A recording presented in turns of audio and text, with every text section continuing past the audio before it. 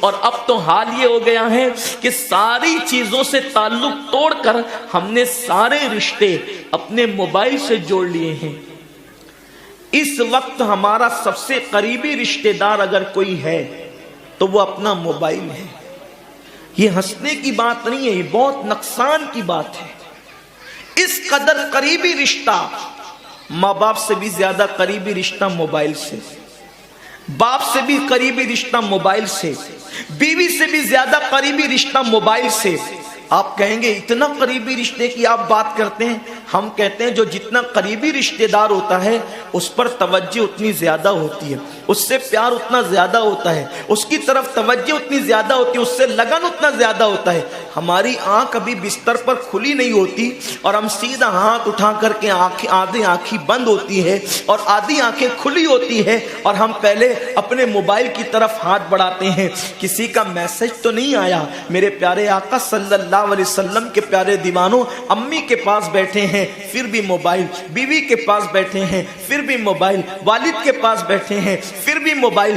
حد تو یہ ہے کہ مسجدوں کے اندر بیٹھے ہیں پھر بھی موبائل۔ یقیناً اگر کام کے میسیجز ہو اور اگر کام اور ضروری چیز ہو، ٹائم دیکھنا ہو تو آپ یقیناً موبائل کو ہاتھ میں لیں۔ موبائل کوئی بری چیز نہیں ہے، لیکن انسان کتنا ڈوب گیا، عبادت کا سارا وقت انسان اپنے موبائل پر ضائع کرتا ہے۔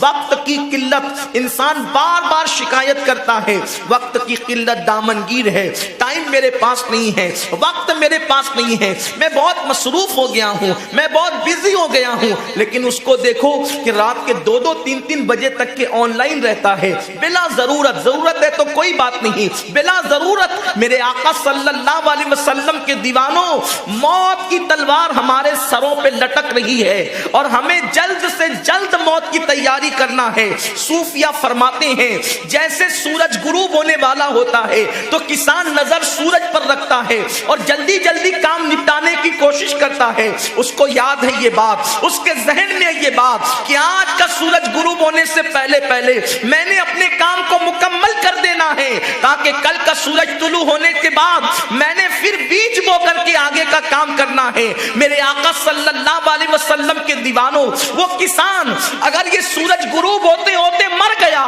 تو کل اس کا کام کوئی اور کر جائے گا، اس کا بیٹا بیج بوئے گا، اس کی بہو بیج بوئے گی، اس کی بیوی بیج بوئے گی، اس کے رشتہ دار بیج بوئیں گے۔ لیکن یاد رکھنا اگر دنیا کے اندر ہماری زندگی کا سورج غروب ہو گیا تو پھر نیکیوں کا بیج ہماری جگہ کوئی نہیں بو سکتا۔